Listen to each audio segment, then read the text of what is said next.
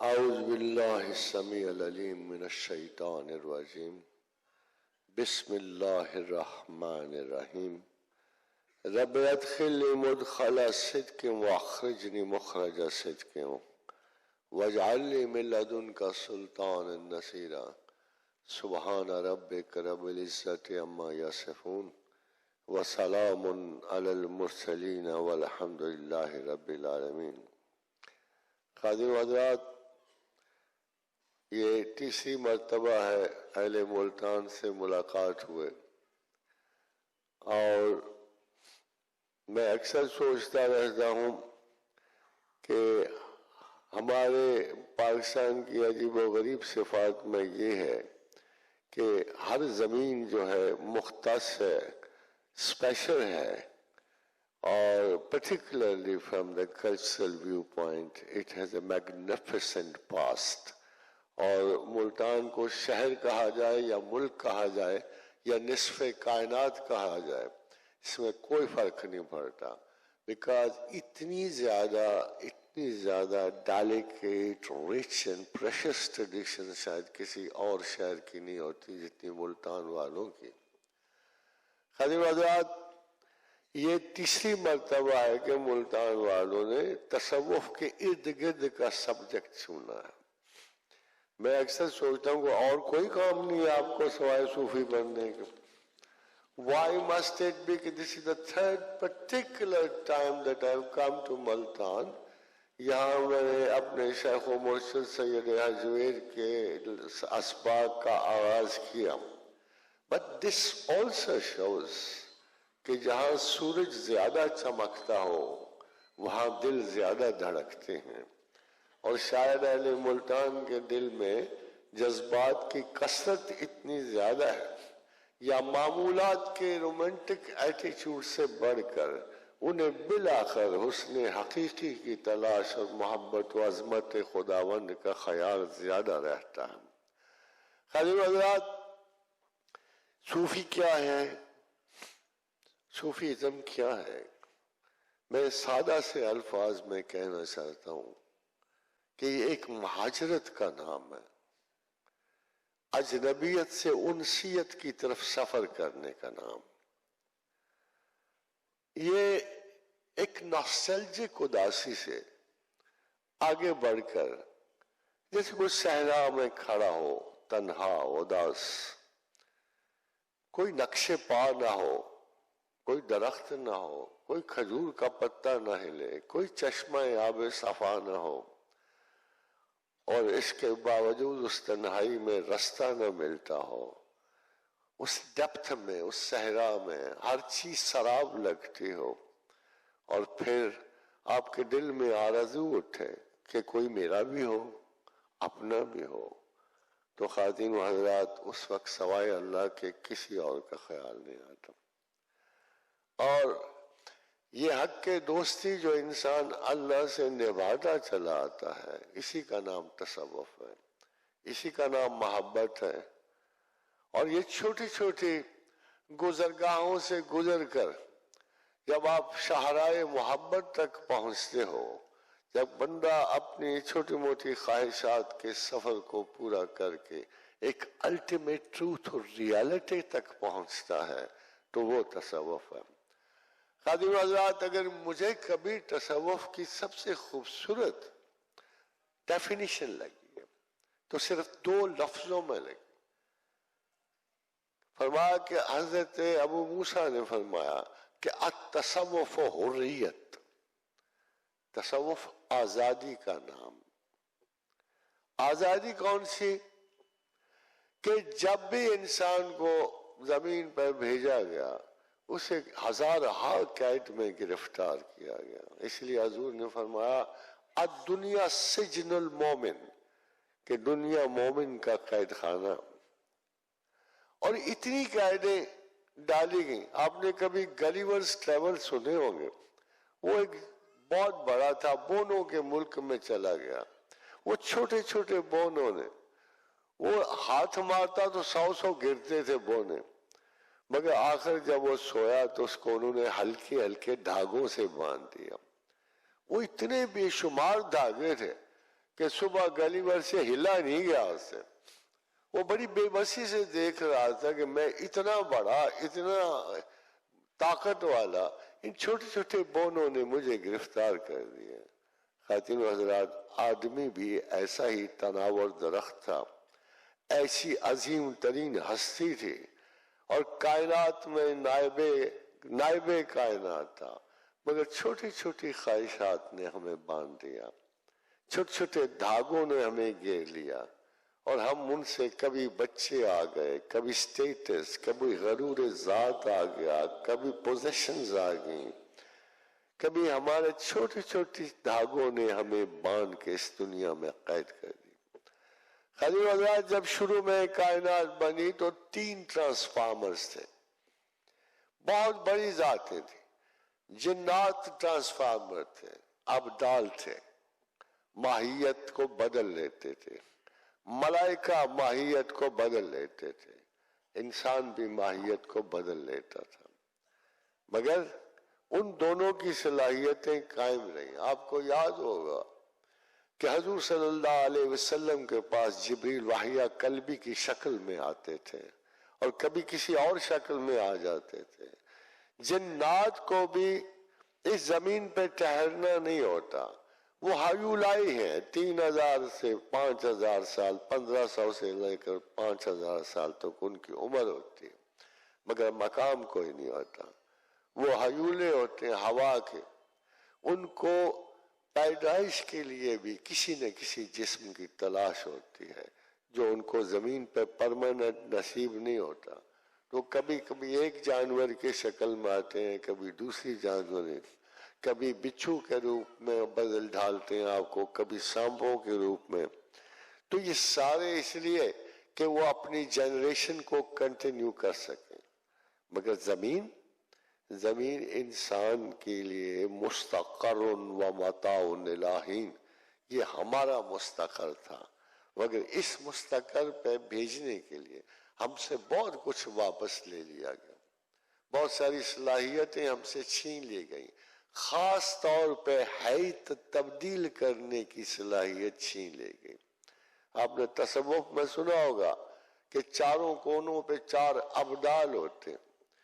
یہ وہ ریئرلی وہ لوگ ہوتے ہیں جو شاید خاصیت ہے ذکر سے یا اپنے اللہ کی قربت کی وجہ سے کبھی کبھی ان لوگوں کے نام آپ لوگوں نے اصطلاحاً ابدال رکھا ہوتا ہے، کو جو تصرف فی الوجود رکھتے ہیں، جو اپنے آپ کو چینج کر لیتے ہیں کسی بھی رنگ میں، کسی بھی ڈھنگ میں. مگر ہر انسان کو یہ نصیب نہیں، ہر انسان کو بہت کچھ نصیب نہیں ہوتا. جیسے تصریف الریاح ہے، سحاب المسخر بین السماء والارض لآیات لقوم یعقلون، جیسے بادلوں پہ قابو پانا، یہ ہمارے پیغمبر قدس کے ایک بہت بڑے پیغمبر حضرت سلیمان کو یہ تصرف دیا گیا. تو ہمارے حضور نے فرمایا صلی اللہ علیہ وآلہ وسلم نے کہ میرے بھائی سلیمان کو بسم اللہ الرحمن الرحیم خصوصاً دی گئی اور میری امت کو عموماً عطا کی گئی. تو خصوصاً جب وہ کسی کا پاس آئے گی تو وہ تصریف الریاح بھی ساتھ ہوگا، اس کے ساتھ بہت ساری مسخر کرنے والی قوتیں بھی ساتھ ہوں گی. مگر جب عموم میں آئے گی تو ہم صبح شام پڑھتے ہیں، ہمارے کہنے سے ہوائیں رخ نہیں بدل لیتی. حاضرین و حضرات، مسئلہ یہ ہے کہ قرآن کی وہ انڈرسٹینڈنگ جو کسی صاحب دل کے پاس ہوتی ہے، وہ ان لوگوں کے پاس نہیں ہو سکتی جن کا مرکز و محور خدا کی ذات کریم نہیں ہوتا. اسی لیے اقبال نے بڑا خوبصورت شعر لکھا ہے کہ از غلام لذت قرآن مجو، کسی غلام سے قرآن کی لذت نہ طلب کر. گرچہ باشی حافظ قرآن مجو، اگرچہ وہ حافظ قرآن ہی کیوں نہ ہو، خدا پہ اگر وہ نظر نہیں رکھتا اور اگر اس نے رزق و روزگار کے ہلکے چھوٹے چھوٹے بہانوں کی وجہ سے قرآن پڑھا ہے، پھر اس سے لذت قرآن تجھے نہیں ملے گی. یہ بات چاہ رہا.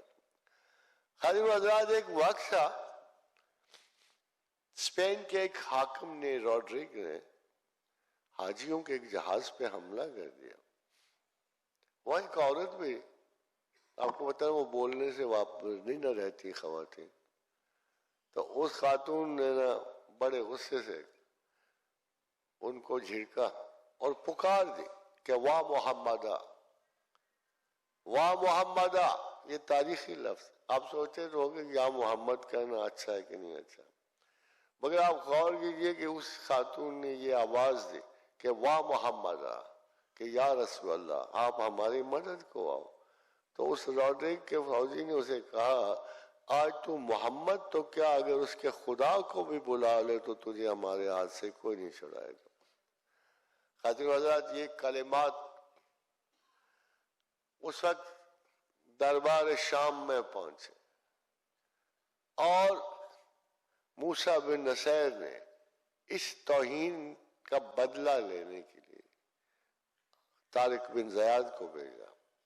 طارق بن زیاد کی بہت باتیں بڑی لمبی، بہت شاندار، ایسا وہ جرنیل نہیں تھا بلکہ ایک صوفی تھا. تو جب اس نے سفینہ جلا دیا اور اس کو پوچھا گیا کہ ترک سبب ضرور شریعت کجا رواست، کہ تو نے شریعت کا ایک بہانہ ختم کر دیا کشتیاں جلا کر، یہ کہاں تک جائز ہے؟ شریعت تو اس کی اجازت نہیں دیتی، وہ تو کوئی نہ کوئی جواز رکھتی ہے پناہ کا. تو خندید دست برد و شمشیر خیش گفت ہر ملک ملک ماست، کہ ملک خدا ماست، ہر ملک ہماری ملکیت ہے اس لیے کہ وہ ہمارے خدا کی ملکیت. حاضر حضرات اس توہین رسالت کا انجام 7.5 برس کی اسپین کی غلامی میں نکلا. 750 برس کی غلامی میں نکلا. کہ آپ سوچ سکتے ہو کہ وہ ایک لفظ جو اس نے ہمارے رسول کے بارے میں کہا، جو واہ محمدہ کے جواب میں کہا، اس کی وجہ سے اسپین کو 750 برس مسلمانوں کی غلامی سہنی پڑی. خاطر 750 برس کے بعد کیا ہوا؟ دیکھنے کو مسلمان نہیں ملتا. وہاں ایک دفعہ ویانا میں کانفرنس ہوئی تو ایک سوال پوچھا گیا کہ کیا آج تک کسی مسلمان بادشاہ نے کسی غیر مسلم کو مسلمان کیا ہے؟ تو وہ جو ویسٹرن مفکر سارے بیٹھے ہوئے تھے انہوں نے کہا نو اینڈ نیور. ہمیں ایک مثال بھی نہیں ملتی کہ 750 برس میں کسی مسلمان بادشاہ نے جبرن کسی کرسچن کو مسلمان کیا. تو پھر ان کا یار اسپین میں مسلمان کیوں نہیں ہے؟ یہ کیا ہوا؟ تو ان کا پاپائے روم کا اعلان تھا کہ اگر کوئی شخص اسلام کا لفظ بھی منہ سے نکالے تو اسے قتل کر دو. انکویزیشن کے دوران میں یہ انہوں نے مسلمانوں کو حشر کیا. 750 سال مسلمانوں نے کسی کرسچن کو مسلمان نہیں کیا، اور 750 برس کے سوال کے بعد انہوں نے کسی مسلمان کو زندہ نہیں چھوڑا. حاضر حضرات ایک دوسرا ملک بھی دیکھ لیجیے، یہ آج جس میں آپ رہتے ہو، انڈو پاکستان ہے. راجہ جے پال نے پشاور پہ سلطان محمود آف غزنہ سے ٹرانساکشیانا کی حکومت لینے کے لیے حملہ کر دیا. ٹرانساکشیانا دریائے جیہم کے اس پار، جسے غزنی، کندھار، کابل سے اس سے ابھی آگے، اس کو سٹیپیز کہتے ہیں. یہ بہت بلخ، بخارا سب اسی میں آتے ہیں. تو جب اس پہ حملہ کیا سلطان محمود نے اسے پشاور کی جنگ میں شکست دی. دوسری مرتبہ راجہ جے پال پھر ہزارہا اور لاکھوں فوجی لے کے دوبارہ آیا. He again attacked پشاور، پھر پشاور میں حملہ کیا. دوبارہ سلطان محمود آف غزنہ نے اسے شکست دی. حاضر حضرات جب 2 مرتبہ شکست کھائی تھا تو راجپوت اس نے غیرت کا میں آگ میں جل مرا، اور اس کے بعد اس کا بیٹا راجہ اننگ پال حکمران ہوا. اسے کہا جو باپ سے کام پورا نہیں ہوا میں کر کے دکھاؤں گا. اور اس نے کیا کیا؟ پھر ایک حملہ پشاور پہ کیا جو سلطان محمود کی راجدھانی کا آخری شہر، اس نے بھی شکست کھائی۔ خادم رضا محمود اب غزنہ کے بارے میں بڑا کہا جاتا ہے کہ اس نے لالچ کے لیے حملے کیے انڈیا پر، مگر آپ فیصلہ کرنا کہ جس بیچارے کی مملکت پر 3 مرتبہ حملہ ہوا ہو تو وہ ایک راز سمجھ گیا کہ جب یہ پلٹ کے جاتے ہیں پھر اکٹھے ہوتے ہیں پھر مجھ پہ حملہ آور ہوتے ہیں، تو اس نے فیصلہ کیا کہ میں اب ان کو اکٹھا نہیں ہونے دوں گا۔ اس لیے 17 حملے سلطان محمود کے مشہور ہیں انڈیا کے۔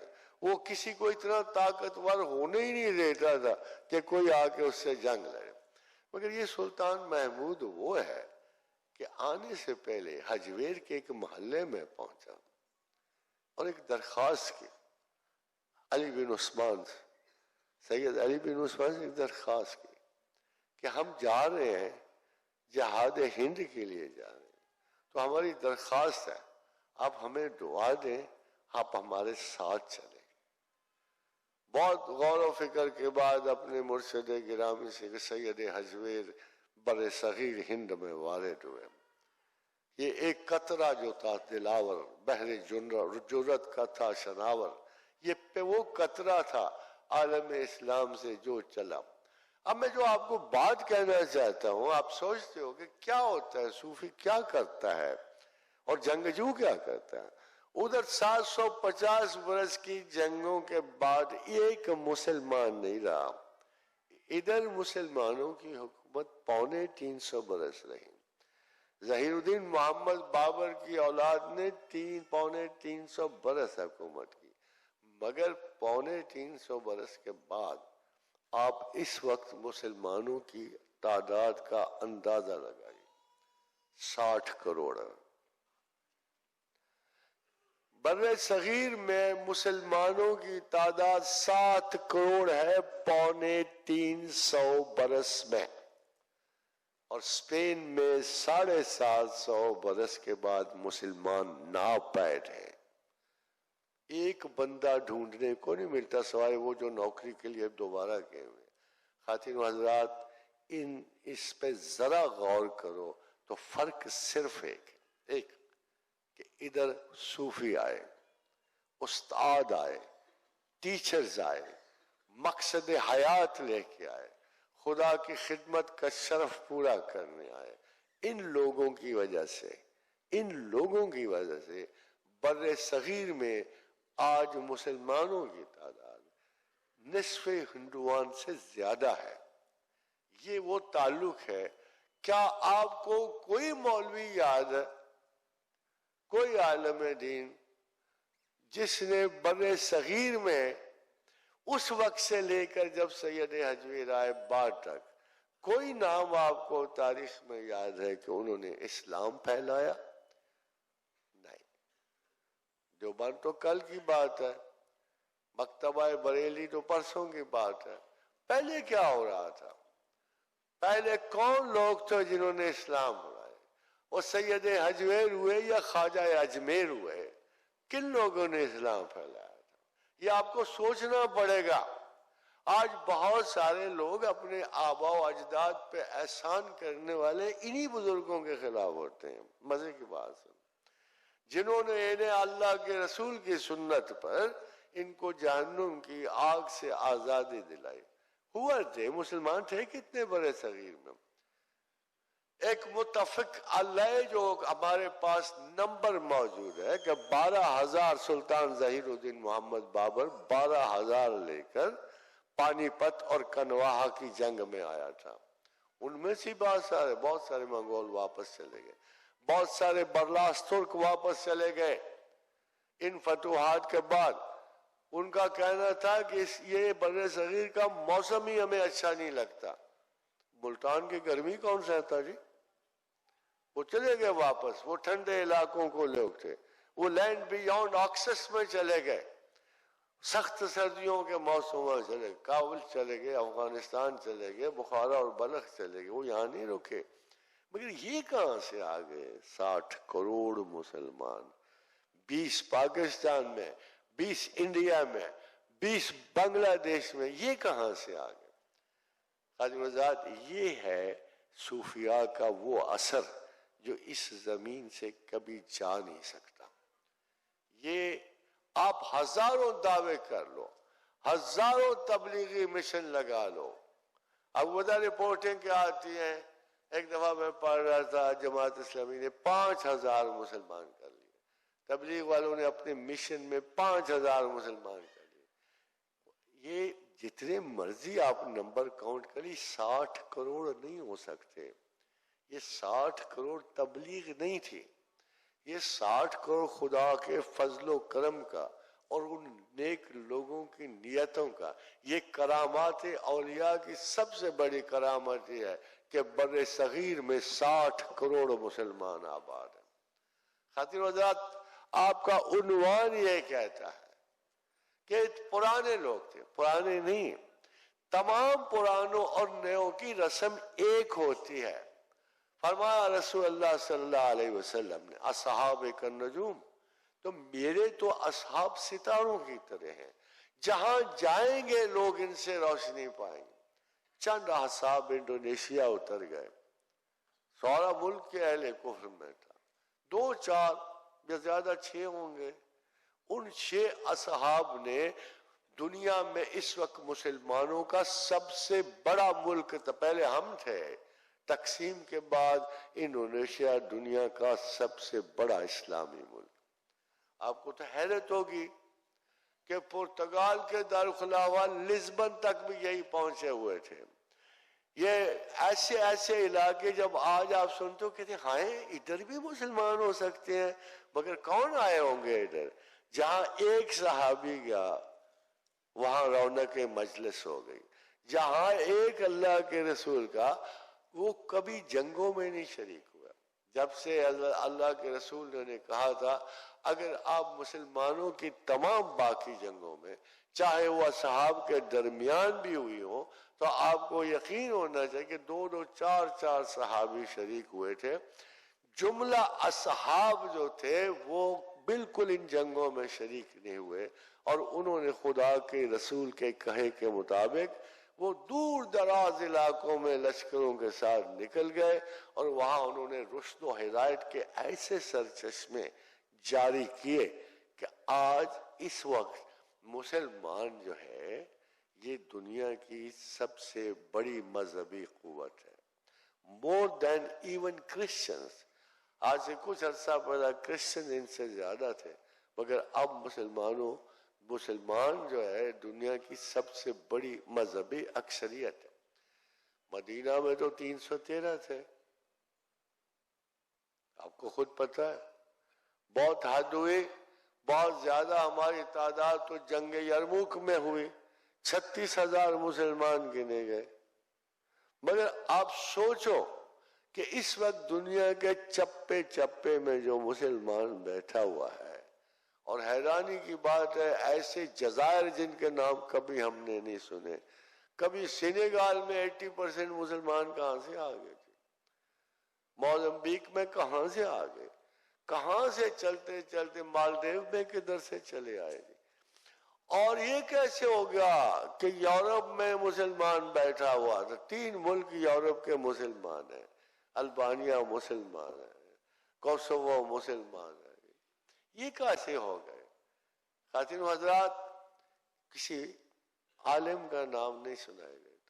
یہ وہ لوگ تھے جنہوں نے اپنی فوجوں کے ساتھ قدم بڑھائے. وہ مجاہد بھی تھے اور مبلغ بھی تھے. ان کے کردار ان کی مثال تھے.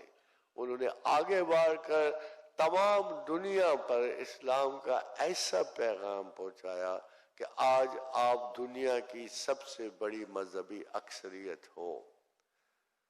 کلیم کرنے والے دیکھو کہاں سے نکل آتے ہیں.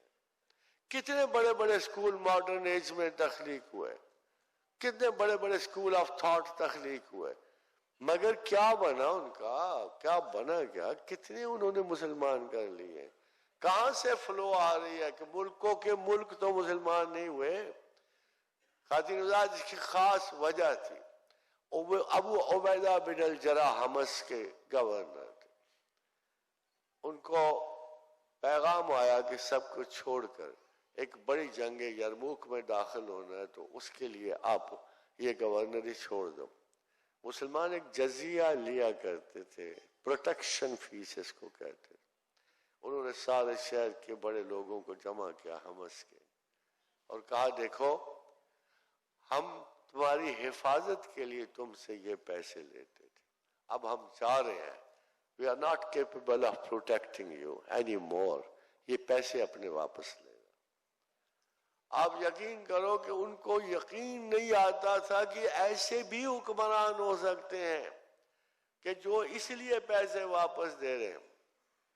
ادرنا کے مارکے میں کھانا ختم ہو گیا اور اجاڑ پڑ گئی، تو شہریوں نے کہا فوجوں سے کہ آپ ہم سے کھا لو تھوڑا سا، ہم بانٹ لیتے ہیں. تو کمانڈر نے کہا نہیں، اللہ کے حکم سے مجبور ہوا، میں آپ کو لوٹ مار سے اپنے فوجیوں کو ہم صبر کریں گے، برداشت کریں گے، مگر آپ کا کھانا نہیں کھائیں گے، یہ آپ کی زندگی کے لیے ضروری ہے. یہ وہ عظیم ترین کردار تھا. اصل میں اگر آپ غور کرو تو کردار کا لفظ ہی مسلمان سے بنا ہے، یہ کسی غیر قوم کا لفظ نہیں ہے. کردار اگر کوئی لفظ ہے تو مسلمان کے طرز عمل سے بنا ہے، اور اسی کی وجہ سے یہ کہا جاتا تھا کہ مسلمان جو ہے اپنے ایمبلم سے جب جنگ میں ہرکل کا نمائندہ جنگ دیکھ کے گیا نا تو کہتے ہیں کس قسم کے لوگ ہیں جن سے ہمارا واسطہ پڑا ہوا. There is anybody who could explain کہ یہ کیریکٹر کیا ہے جو مسلسل ہم لڑ کے ہار گئے ہیں ان کے ساتھ، یہ شکست ہی نہیں کھاتے.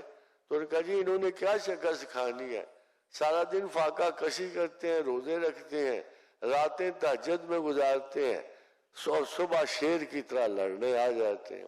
یہ کہاں کے لوگ ہیں؟ آپ سمجھتے ہوگے کہ سارا میریکل ہے، سارا میریکل نہیں ہے. آپ یہ بہانہ نہیں بنا سکتے کہ وہ اصحاب تھے ہم کچھ اور ہیں. نہیں خواتین و حضرات، یہ نہیں، یہ بزدلی ہے، یہ اپنے عہدوں سے پابندی سے گریز کرنا ہے. یہ کبھی نہیں ہو سکتا کہ آپ یہ کہو وہ تھے. کون سے رستے پہ آپ کا پیغمبر نہیں کھڑا؟ کون سے رستے پہ؟ کیا کسی عام آدمی سے سلوک کے رستے پہ نہیں کھڑا ہوا آپ کو بتانے کے ایسے کرتے ہیں؟ کیا انہوں نے قرض نہیں لیے اور کیا انہوں نے نہیں آپ کو بتایا کہ قرض لینے کا قاعدہ کیا ہے اور ادا کرنے کا قاعدہ کیا ہے؟ کیا میدان جنگ میں نہیں کہے؟ I tell you one thing frankly، میں سوچتا تھا کہ میرے نبی نے میرا کام بڑا مشکل کر دیا. to be honest، کرسچن ہوتا پرواہ کوئی نہیں تھی، میں اگر بدھسٹ ہوتا کوئی پرواہ نہیں تھی، ہندو ہوتا تو بالکل ہی پرواہ کوئی نہیں تھی کسی بھی چیز کی. مگر ہم نے جسے مانا، ہم نے جسے تسلیم کیا، اس نے زندگی کا کوئی رستہ ہمارے لیے بے خبر نہیں چھوڑا. وہ ہر مقام پہ کھڑا ہو کے ہمیں بتا رہا ہے کہ your prophet was a human being. جو کچھ بھی تھا اس کی ملکوتی عادات تھی، مگر اس نے کہا میں تمہاری طرح کا انسان ہوں، مجھ پہ اس طرح کا گمان نہ رکھنا. پیغمبر ایکسیپشن ہے، پیغمبری ایکسیپشن ہے، معجزہ ایکسیپشن ہے، مگر بیہیویئر میری طرح دیکھو کہ عام آدمیوں کی طرح نہیں کر رہا. بیہیویئر میں تمہاری طرح نہیں ہوں. کیا میں اپنے بچے نہیں پالے ہوئے؟ کیا میں نے بیویاں نہیں پال؟ کون سا ایسا طرز عمل ہے جو پیغمبر نے اپنی زندگی میں آپ کے لیے رہنمائی کے لیے نہیں چھوڑا؟ خواتین و حضرات، ایک بات آپ سے پوچھتا ہوں. فتح مکہ والے دن قریباً 1,00,000 لوگ تھے جنہوں نے حاضری دی بڑے مقام پہ جا کے. اگر آپ مجھے جو کوئی بھی ہو آپ مجھے غور سے بتانا، کیا ان میں سے کوئی ایک ایسا ہوگا جو آپ کو یاد آئے آپ نہ پڑھو رضی اللہ تعالیٰ عنہ؟ ہے سر، اگر ان اصحاب نے جنہوں نے بیعت کے دن رضوان کے تلے بیعت کی، یا جو فتح مکے والے دن جو مکہ کے اس پہاڑ سے اترے 10,000 قدسی علم لہراتے ہوئے اترے، کیا ان میں سے ایک بھی شخص اگر آپ کے دھیان میں آئے جو صحابی ہو تو آپ نہیں پڑھو گے رضی اللہ تعالیٰ عنہ؟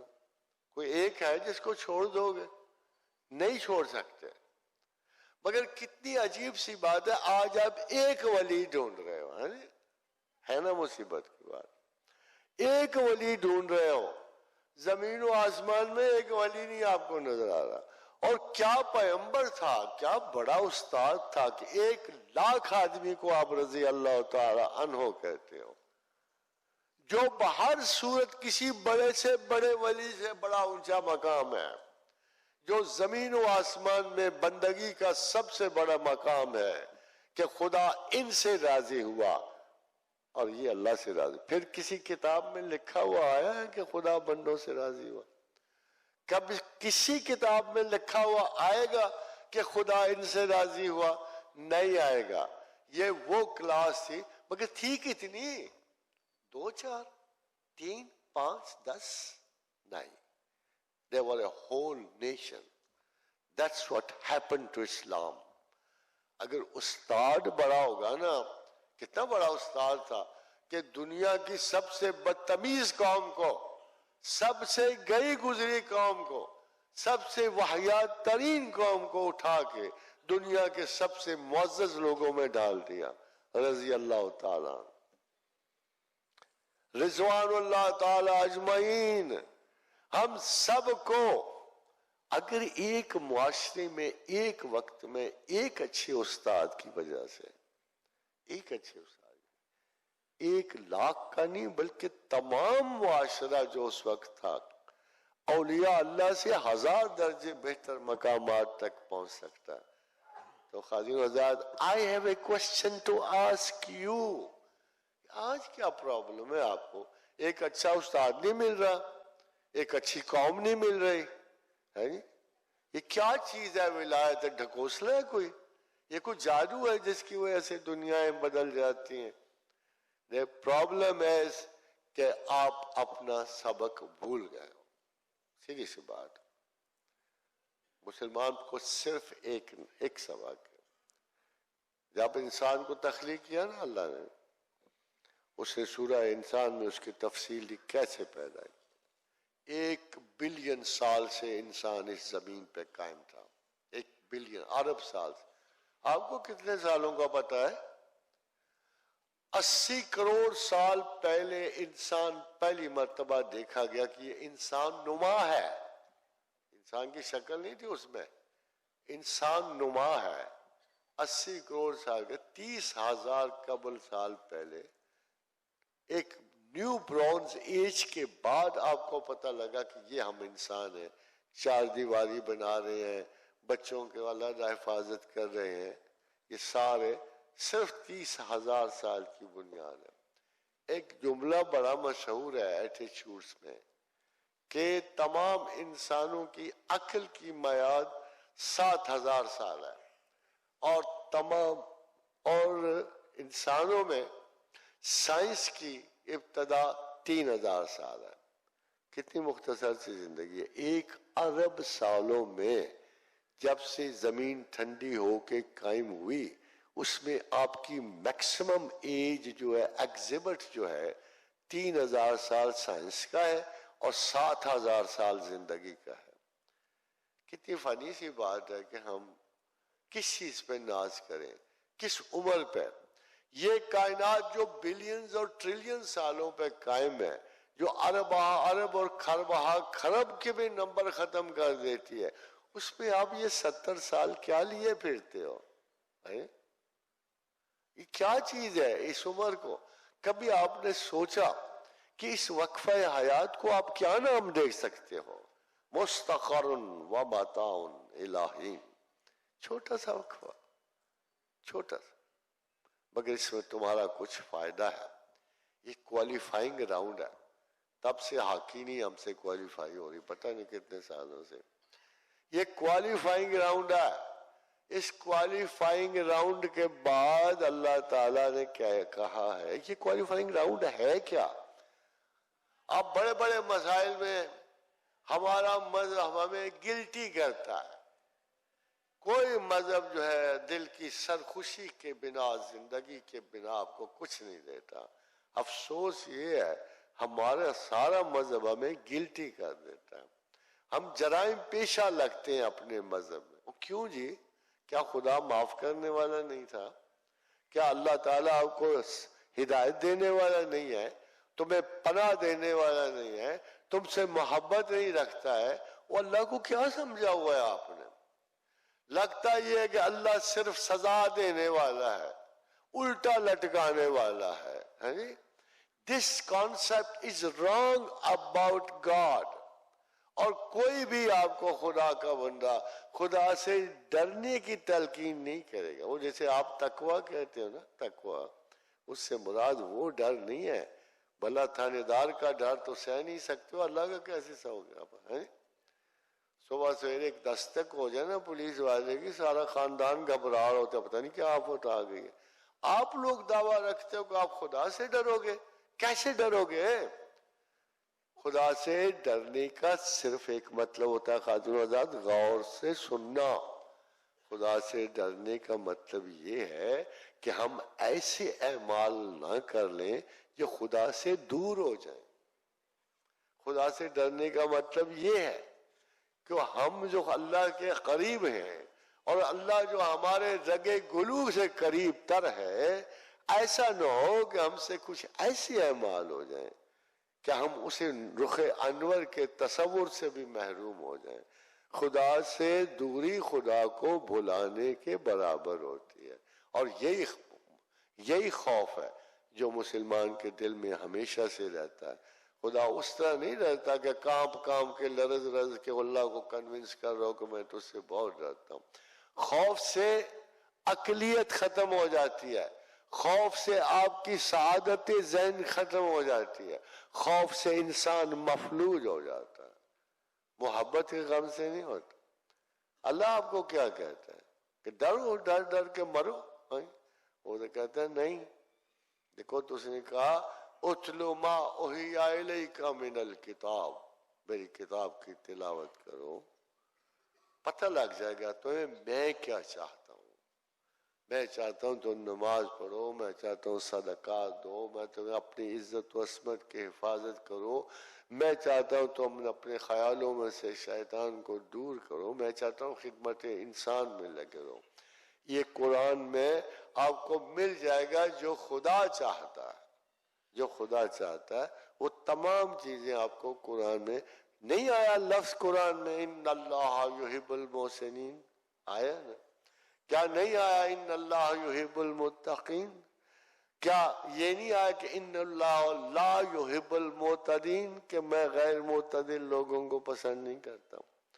جو بھی خدا کو جن چیزوں سے محبت ہے وہ قرآن میں آپ کو مل جائیں گے. اتلو ما اوحی الیک من الکتاب واقم الصلاۃ. ہاں نماز قائم کرو، مجھے بہانہ تو دونوں بخشنے کا. اور میرے سامنے آج مجھے پڑھتا ہے جو تم نمازیں پڑھتے ہو، مجھے پتہ ہے پتہ نہیں کیا کیا سوچ رہے ہوتے ہو، مگر پھر بھی کھڑے تو ہوتے ہو نا. واقم الصلاۃ، کھڑے تو ہوتے ہو نا نماز میں.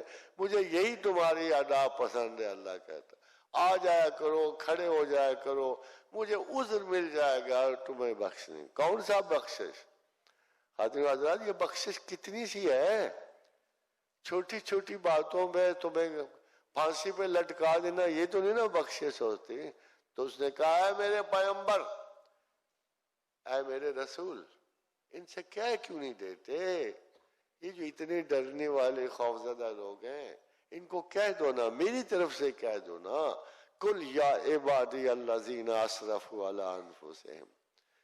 بھئی یار تم کو میں نے صلاحیت دے دی تھی. اگر میرے پاس اللہ کی کوئی صلاحیت موجود ہے سوچنے سمجھنے کی، پڑھنے لکھنے کی، اب اگر میں ہائپر ٹینشن کا شکار ہو گیا ہوں ساری رات ٹی وی دیکھ کے، تو اللہ کا تو قصور نہیں ہے. یہ ہائپر ٹینشن تو تمہارے اپنے لوگوں کی پیداوار ہے. اگر آپ کو نیند نہیں آ رہی، انسومنیا ہو رہا ہے، الزائمر چڑھ آیا سر پر، ہائپر ٹینشن ہو رہی ہے، تو اللہ کا کوئی قصور نہیں اس میں، یہ تمہاری اپنی کرنی ہے، اپنی ایجاد ہے نا، خود ہی شوق سے بنایا نا ٹی وی، دیکھو نا، بہت دیکھو، مگر تم میں بے اعتدالی ہے، تم بے اعتدال لوگ، وقت پہ ہر چیز بند کر دو نا، سو جایا کرو۔ اللہ بھی نے نیند جو ہے وہ آپ کے لیے آرام کے لیے پیدا کر، آپ خدا کا تحفہ ہی نہیں لیتے، جاگ کے ساری رات گزار دیتے ہو، پتہ نہیں کیا تمہیں پرابلم ہے ساری رات جاگنے کا، اگلی رات نہیں آنی، تم تو اس طرح ٹی وی دیکھ رہے ہو کہ اگلی رات ہی نہیں آنی۔ یہ ہائپر ٹینشن، یہ بخار جو تمہیں چڑھا ہوا ہے، صبح و شام کا یہ میگرین شروع ہے، سر درد، it is not because of God, وہ تو یہ نہیں چاہتا، وہ تو آپ سے یہی چاہتا ہے کہ اتلو ما اوحی الیک من الکتاب واقم الصلاۃ ان الصلاۃ تنہی عن الفحشاء والمنکر۔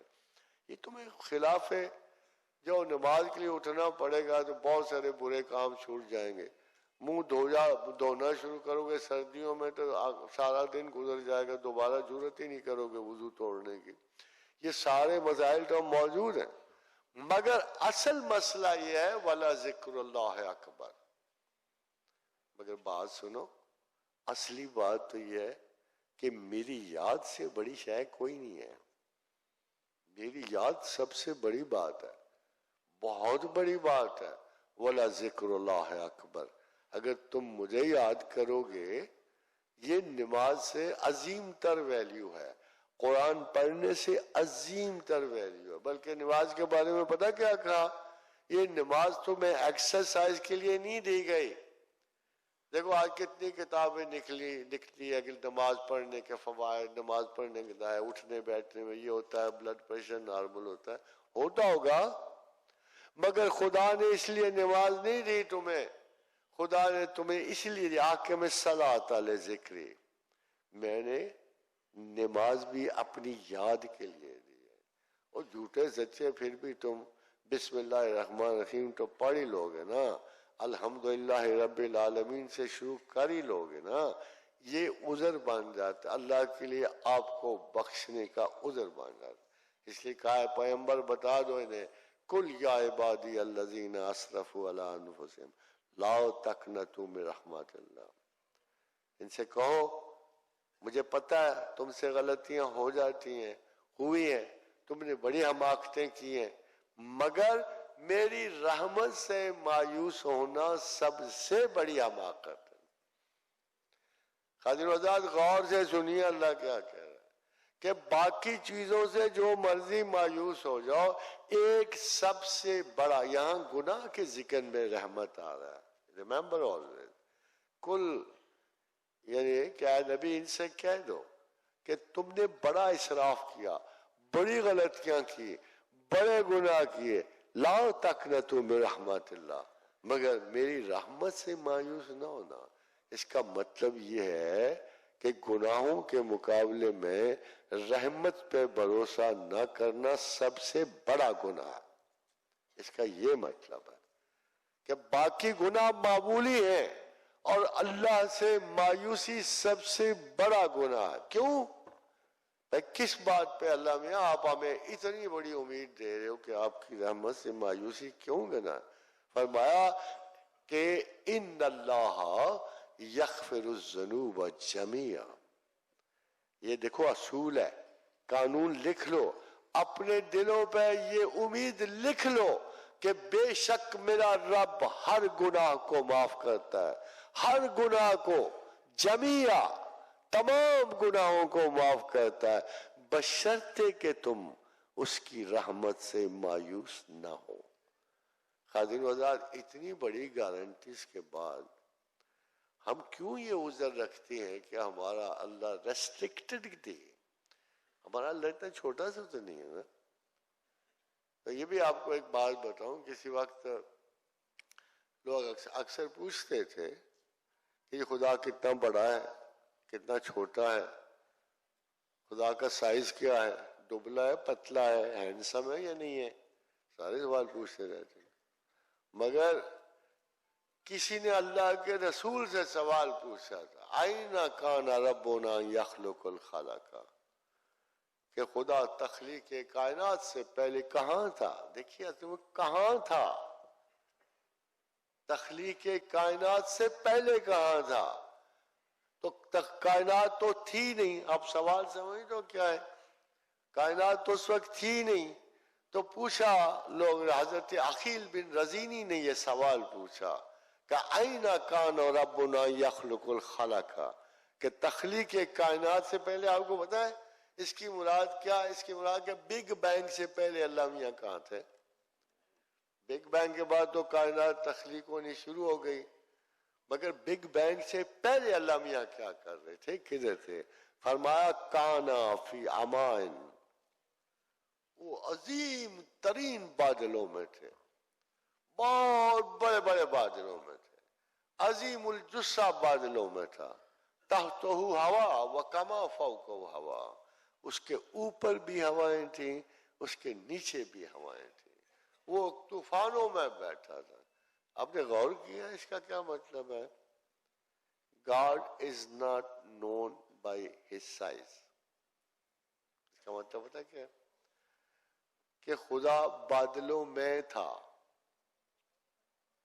پھر فرمایا اس کے اوپر بھی ہوائیں تھیں، اس کے نیچے بھی ہوائیں تھیں. اس کا کیا مطلب بنا؟ مطلب کہ خدا سائز سے نہیں پہچانا جاتا. God is known but by what God does. خدا جانا جاتا ہے اس کام سے جو وہ کر سکتا ہے. خدا کیا کر سکتا ہے؟ تو اس نے بنو اسرائیل کو اکٹھا کیا کہ مجھے مانتے ہو خدا؟ انہوں نے کہا دیکھا نہیں تو کیسے مانے، ہمارے پاس تو شہادت ہی نہیں ہے.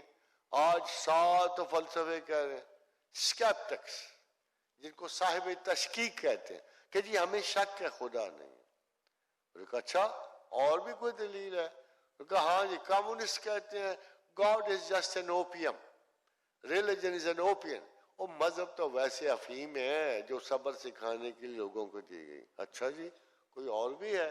وہ سیمنٹکس کہتے ہیں خدا کیا ہے جی، پیاز ہے نرا، چھلکے میں چھلکا ہے، چھلکے اتار دو تو کچھ بھی نہیں رہے گا. اچھا اور صاحب کچھ لاجک، کتنے بارے بارے نام، لاجیکل پازیٹیوسٹ بھی ہیں. There is no sense data about God, there is no God. اچھا آپ دیکھو گے کہ اچھے بڑے تفصیل سے فلسفہ، تاریخ کی جزیات سے جتنے فلسفے الہیات پہ اترتے ہیں ڈینائل کے یا انکار کے، ان کی حیثیت کیا ہے؟ ان کی حیثیت کیا ہے؟ ان سے پوچھ کے دیکھو قرآن پڑھا ہے؟ رسل کہتا ہے نہیں. وہ جو آج کا سب سے بڑا دہری ہے ڈاکن سے پوچھو قرآن پڑھا، کہتا ہے ٹائم نہیں ملا. انکار کا ٹائم مل گیا ہے، اقرار کا ٹائم نہیں ملا، پڑھنے کا ٹائم نہیں ملا. قرآن ہی نہیں پڑھنے کا ٹائم ملا تو تم کس خدا کے خلاف ہو؟ تھیسس کیا بنتا ہے تمہارا، مرتب کیا ہوتا ہے؟ تو خادم حضرات یہ چھوٹے چھوٹے انکار و اقرار کے فلسفے بذات خود اپنی جگہ ایک حیثیت رکھتے ہیں. انشاءاللہ تعالی العزیز اگر آپ پہلے کبھی موقع ملا. Now the question we are discussing is today do you have the right؟ کیا آپ کا بھی کوئی ولایت پہ حق ہے؟ کیا آپ ڈھونڈو پھرو گے؟ میں نے آپ کو مثال دی ہے کہ ایک وقت تھا ایک فرد نہیں، ایک گروہ نہیں، پوری کی پوری قوم ہی ولایت الہیہ سے اوپر چلی گئی تھی. ایک بندہ نہیں گیا. آپ کو شرمندگی کا ہے کہ بس مجھے نہیں پتہ لگتا. ایک سوال حل کرنا، صرف ایک. انسان کی تمام تخلیق کے باوجود اللہ نے آپ کو ایک سوال حل کرنے کو کہا. ایک سوال، ابتدا سے لے کر انجام تک خدا نے تمہیں صرف ایک کام دیا ہے حل کرنے کے لیے. اور خدا نے کہا حل عطا علی الانسان حین من الدہر لم یکن شیئا مذکورا. اے بندگان خدا، تم اس حیثیت میں کسی قابل ذکر مقام پر نہیں تھے جب میں نے تمہیں پیدا کیا. تم تھے کیا؟ ایک سنگل سیل، ایک گیا گزرا سا جرثومہ جو پتہ نہیں کس گند بلا میں چمٹا ہوا تھا، کسی کائی کے ساتھ چمٹا ہوا تھا. پھر اس نے کہا انا خلقنا الانسان من نطفۃ امشاج، میں نے پھر تمہارا ایک سیل کو ڈبل کر دیا، ڈبل سیلولر ایگزسٹنس پیدا کرنی شروع کر دی. آگے بڑھاتا رہا آگے. حضرت علی سے کسی نے پوچھا کرم اللہ وجہ سے کہ آدم سے پہلے کیا تھا؟ فرمایا آدم. فرمایا اس سے پہلے یا علی کیا تھا؟ فرمایا آدم. تو فرمایا 70,000 آدم سے پہلے گزرے ہیں. تو مطلب ہے آدم ان کا بنیادی نام تھا، جو کیٹیگری بننے جا رہی تھی وہ آدم تھے، مگر اس کی شیپ کا کوئی پتہ نہیں تھا. کبھی وہ سنگولر سیل تھا، کبھی ڈبل سیلولر ہوا، کبھی وہ اور جسم پا گیا، کبھی ہومو ہیوائلس بن گیا، کبھی ہومو ایریکٹس بن گیا، کبھی بالآخر آ کے ہومو سیپین پہ آ کے رکا. ہومو سیپین کو آپ انسان کہتے ہیں. آپ کہتے ہیں یہ سوچنے والا انسان ہے. سوچنے والا انسان تو ابھی بنا ہے، کچھ دیر پہلے بنا، زیادہ دیر نہیں ہوئی اس کی. تو خواجہ حضرات سوال یہ ہے، خدا یہی کہتا ہے کہ تم تو بالکل گئی گزری شاید ہے یار، تمہیں تو تانا دینے کو بھی دل نہیں چاہتا. اللہ کہتا ہے نا، اللہ کہتا ہے تمہیں تو تانا دینے کو بھی دل نہیں چاہتا، تم تو اتنے گئے، میں نے بنایا تمہیں، میں تم سے واقف نہیں ہوں تو تم سے کون واقف ہے؟ هو اعلم بمن اتقى، میں جانتا ہوں یار تم کتنے متقی ہو. یہ زیادہ بھیس بدل کے میرے پاس نہ آؤ. خداوند کریم کہتے ہیں کہ اپنے آپ کو پاک باز نہ کہو، مقدس نہ بنو شریفوں کی طرح. یہ مطلب نہیں ہے کہ تم ٹوپیاں مسلح پہن کے میرے سامنے تم بڑے متقی بن گئے ہو. یہ فضول کام چھوڑ دو. وہ یار مجھ سے بھی کوئی تمہیں زیادہ جانتا ہے، بڑے دوستوں کی طرح کہتا ہے. فلا تزکوا انفسکم، مت کہو اپنے آپ کو پاک باز. مجھے نہیں اچھا لگتا کہ خوابوں میں تم بڑے رسول دیکھتے ہو، کرتے کیا ہو؟ رسول کے آنے کے بعد کرتے کیا ہو؟ اس سے گئی گزری حرکتوں میں چلے جاتے. سبحان اللہ. وہ رسول آئیں گے اور جس رسول نے کائنات میں 1,00,000 کی امت کو، 1,00,000 کے شہر کو، تمام کو اللہ تعالیٰ کے اولیاء بنا دیا، ولایتیں، وہ تم لوگ اس کو خواب میں دیکھ کر بھی اسی عالم میں رہتے ہو. یہ سارے مکر و فریب تقویٰ کے لیے تم نے پھیلائے ہوئے ہیں. فلا تزکوا انفسکم، خبردار میرے نہ سامنے دعویٰ کرنا، میرے سامنے یہ نہ دعویٰ کرنا. هو اعلم بمن اتقى، میں اچھی طرح جانتا ہوں تم کتنے متقی ہو. اپنے کام پہ کام رکھو. دیکھو جب وہ انسان کو کہا نا اللہ میں نے کہ انی جاعلک فی الارض خلیفہ، تو انہوں نے کہا جی کس بات پہ؟ کیا آپ کے حریف نہیں تھے؟ کس بات پہ؟ یہ کہاں سے آ گیا آپ کا خلیفہ؟ وہ یہ تو زمین پہ دیکھ رہے تھے نا، وہ کیا مخلوق ہے یہ. ایک پورا خاندان لگا ہوا تھا، ایک ہاتھی کے پیچھے بھاگ رہے تھے چھریاں مارنے کے لیے. بمشکل ایک بھینسا ہاتھ آتا تھا سارے دن کی مشقت کے بعد. کہہ رہے اس کے پیچھے اے اللہ، قالوا اتجعل فیہا من یفسد فیہا ویسفک الدماء ونحن نسبح بحمدک ونقدس لک. اس کو تو ہم اچھی طرح جانتے ہیں، یہ تو نرا فساد فی الارض ہے، اس کو آپ بناؤ گے. قال انی اعلم ما لا تعلمون، میں جانتا ہوں، میں جانتا ہوں تم نہیں جانتے ہو کہ یہ کون شے جو ہے میں بنا رہا ہوں. یہ تو ماشاء اللہ آگے چل کے پتہ لگے گا. پھر اس کو ایک چیز چپکے سے پکڑا دی، ایک صفت پکڑ، وہ عقل تھی یہ جس کو آپ لیے پھرتے ہو، جو ساری گمراہی کا باعث یہ، اس کو پکڑا دی. اس کے بعد جاؤ ٹیسٹ کرو، تختی لے جاؤ، لکھ پڑھ کے آؤ، بتاؤ کون پڑھتا ہے. مبارک کی بات ہے کہ ہمارے باپ دادا نے یہ کم از کم ٹیسٹ جیت لیا. اس وقت ہار جاتے ہیں تو آج سارا کام ہی صاف ہوتا. شکر ہے کہ یہ ٹیسٹ جناب پردادا آدم علیہ السلام جیت گئے تھے. اس ٹیسٹ کے بعد اللہ نے ایک کام دے دیا. یار عقل تو دے دی ہے نا تمہیں، ایک کام کر کے آنا، یہ کام نہ بھولنا۔ انہوں نے کہا جی حضور کیا کام ہے؟ انہوں نے کہا دیکھو انا ہدینا السبیل، عقل دیے، اسباب علم دے دیا نا، سبب بن گیا، اب آپ سیکھ سکتے ہو۔ انا ہدینا السبیل اما شاکر و اما کفورا، دیکھو میں تمہیں جدائی دے رہا ہوں، یہ فراق یار ہے، یہ محبت میں جدائی ہے۔ اگر تم کو میں یاد رہا you will miss me a lot، اگر میں تم کو یاد رہا نا، اللہ نے کہا ویسے خاصے رومانٹک ہے اللہ میں، یعنی اگر تم کو میں یاد رہا نا تو تم مجھے مس کرو گے، میرے پاس واپس آنے کی آرزو کرو گے، تم مجھ پہ جان دو گے۔ وَمَنْ ذَا الَّذِي نَفْسَ ابْتِغَاءَ مَرْضَ اللَّهِ وَاللَّهُ رَءُوفٌ بِالْعِبَادِ، میرے تو کچھ بندے ایسے ہیں کہ جو میری خاطر جان نثار کرتے ہیں، ایسے لوگ ہوں گے، ایسے محبت کرنے والے انسان اپنے اللہ کو ہوں گے، ان کو آپ ولی اللہ کہو گے، اتنی محبت والے۔ اللہ ولی الذین آمنوا یخرجہم من الظلمات الی النور، یہ وہ لوگ ہیں جنہیں میں نے اندھیروں سے نکال کے روشنیوں کو لایا ہوا ہوں، یہ مجھے پہچانیں گے، مجھ سے محبت رکھیں گے، اور دنیا کی محبتوں کو میرے زیر سایہ رکھیں گے۔ میں بھی میاں بیوی کو لڑانے والا نہیں ہوں، اللہ کہتا ہے میں ان کو لڑانے والا نہیں ہوں، میں تم سے روٹی چھیننے والا نہیں ہوں، دینے والا ہوں، میں تمہیں لباس عطا کرنے والا ہوں، میں تمہیں ساری چیزیں دوں گا، ایک صرف میرے لیے کام کر دو۔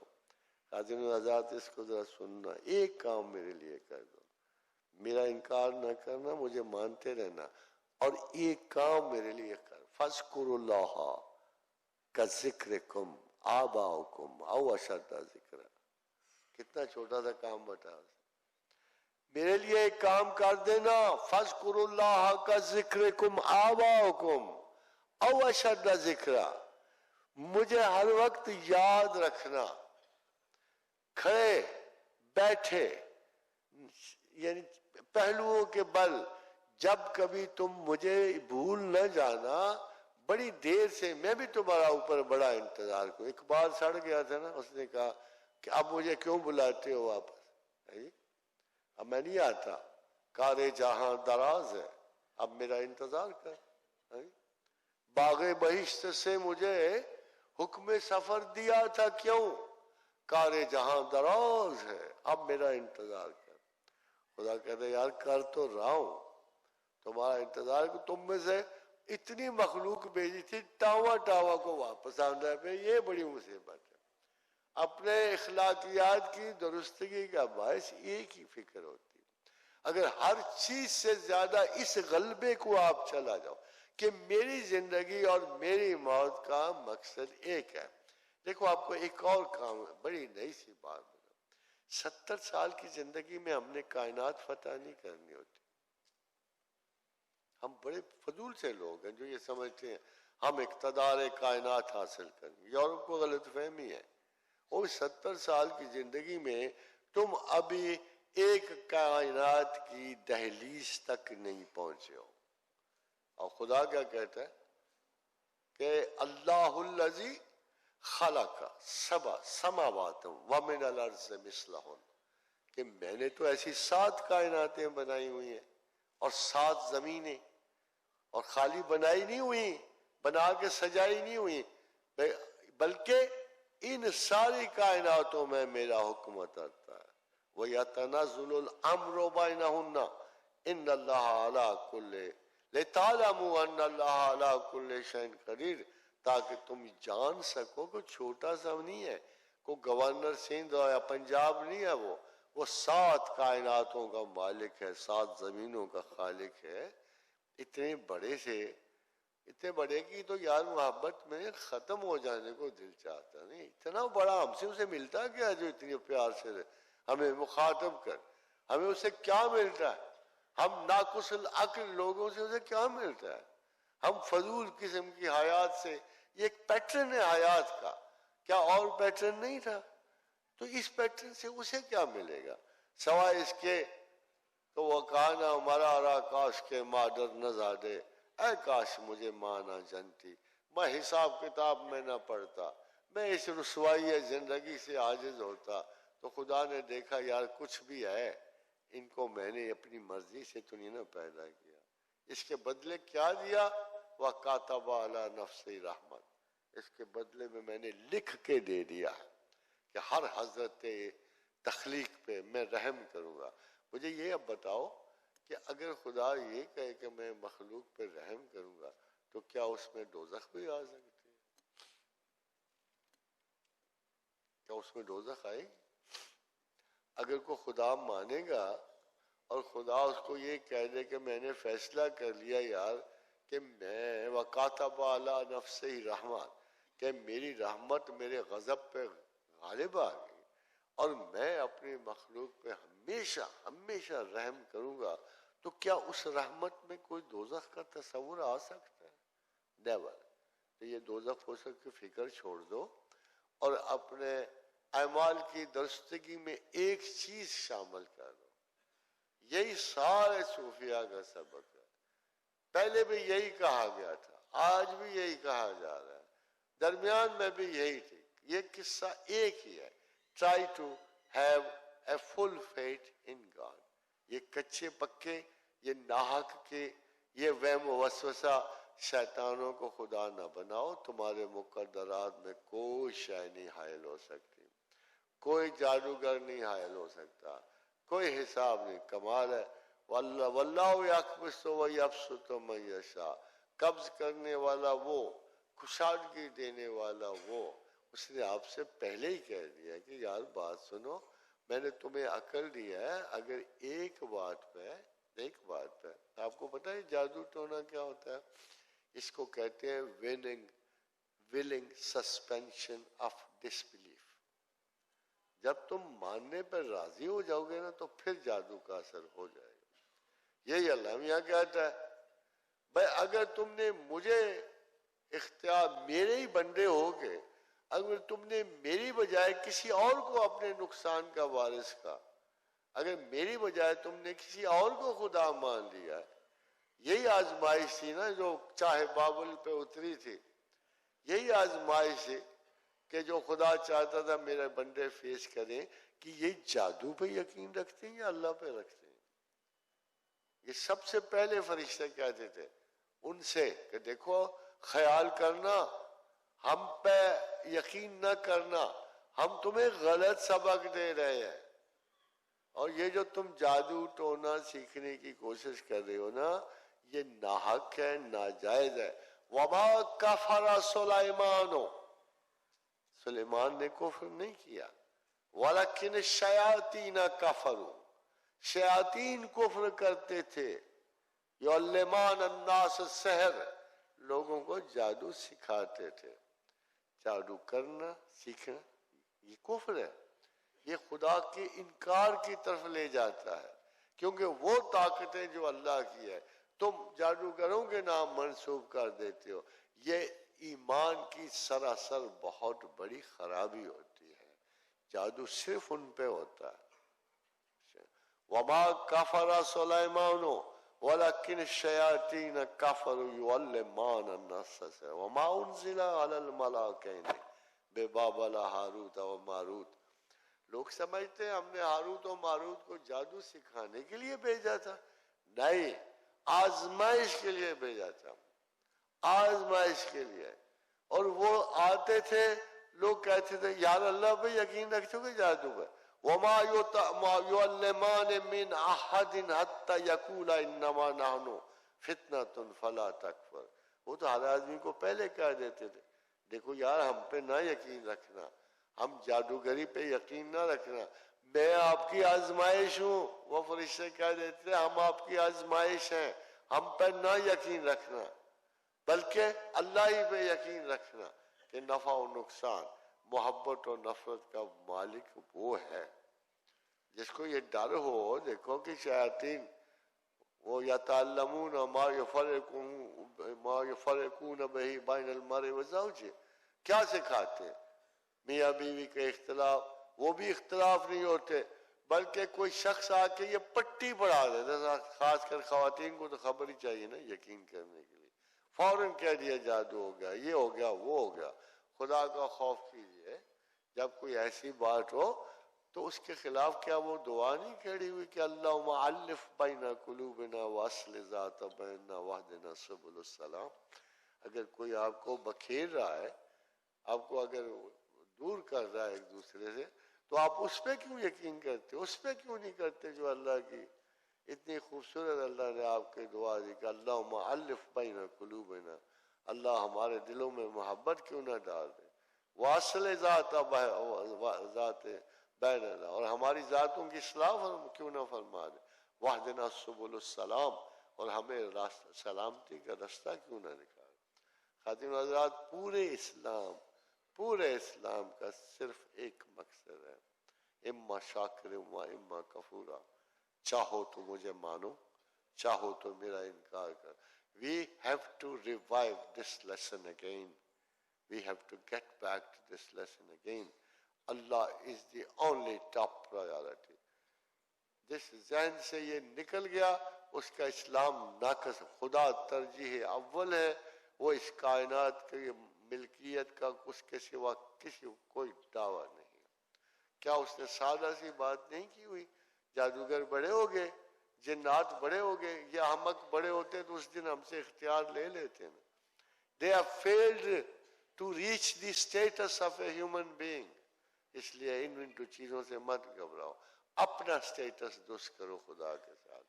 بندگی حسن ہے، بندگی محبت ہے، بندگی عشق ہے۔ اس بندگی کو تھوڑی سی لیول اس کی اپنے دلوں میں پیدا کر لو، تاکہ میں یہ کہہ سکوں روز قیامت، یہ قبر جو ہے نا گیلیکسیز کے دروازہ ہے، میں جب پہنچوں نا آگے جانے کا ٹکٹ دیا جائے گا، ہاں جی یہ ذرا سوال کرو نا، چاہتے نہیں ہو اپنے دوسری ایئرپورٹ پہ کہتے نہیں آپ کو یہ سوال کا جواب دو تو نکل جاؤ، تو وہاں بھی یہی پوچھا، یہ قبر نہیں ہے، یہ گیلیکسیز کا دروازہ ہے، ہاں جی کدھر سے آئے ہو، آ گئے ہو، شاباش ٹھیک ہے، من ربوں کا، کس کو مان کے نکلے ہو؟ کیا آپ کو لگتا نہیں ہے کہ وہی قرآن کا سبق ہے، اما شاکر و اما کفورا، یا مجھے مان کے نکلو یا مجھے میرا انکار کر کے نکلو۔ وہی قبر میں وہی آپ کا ایک رول ہے، میتھڈ وہی ہے جو پوچھا جائے گا، من ربوں کا، کیا مان کے نکلے ہو؟ اللہ مان کے نکلے، اس بیچارے ہندو کو دیکھو نا کتنی مصیبت پڑے گی۔ اس وقت کم سے کم ان کے 33 کروڑ خدا ہیں۔ Every third Indian has a God. Every third Indian has a God. آپ کو پتہ ہے ہر تیسرے ہندو کا ایک جدا خدا ہے۔ اب ظاہر ہے کہ قبر کے اس کو بڑا پرابلم پڑے گا، اس کو لسٹ ہی نہیں پوری ہونی، برہما، شیوا، وشنو، اندرا، سرسوتی، پتہ نہیں کیا جنکار دیوتاؤں کا بنا ہوا، اور پھر خدا کی آواز آئے گی، بے شک میرے بندے نے جھوٹ کہا، تو ریپیٹ کیا کر اس کو کہ خداوند کریم اس تسلیم کے لیے آپ کو زمین پہ بھیج، باقی سب اعمال ہیں، ان میں کمی بیشی اچھائی برائی آ سکتی ہے، مگر وہ مین لیسن نہیں ہے۔ کبھی امتحان نہیں دیا آپ نے، اوپر لکھا ہے یہ پہلا کوشچن لازمی ہے، اگر اس سے فیل ہو گئے تو ٹوٹل فیل ہو، ایڈوانٹیج نہیں ملے گا۔ اور یہ بیسک کوشچن یہ ہے، وَإِنَّ هَدَيْنَا السَّبِيلَ إِمَّا شَاكِرٍ وَإِمَّا كَفُورًا۔ May Allah bless you with His memory. May Allah bless you with His grace, with the right thinking, with the right, you see, appropriate, nice knowledgeability. And the only proper knowledgeability that we believe in God and only one God.